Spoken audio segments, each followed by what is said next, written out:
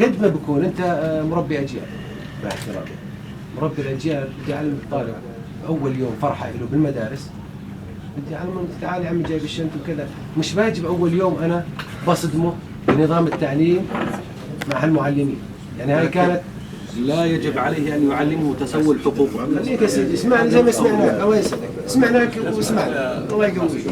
تمام؟ كلنا سمعنا منكم سمعنا منكم. هو قاعد يعني يسوق علينا اخلاقيات، بس احنا على فكره زملاء يعني ببساطه انا بستغرب يعني انه بدنا نسمع تنظير على يا جماعه. احنا بكل بساطه انتم مجلس الشعب تدافعوا عنا، يا جماعه بدك تجي من الحكومه بدك تطلع عيوني وتطلع لي خاين البلد، يعني هذا دورك. لا دورك تنظر عليك قبل شوي نص ساعه. مش الشيطان الرجيم يا جماعه بنوصلكم رساله، بس انت مش دورك كنائب تنظر علي.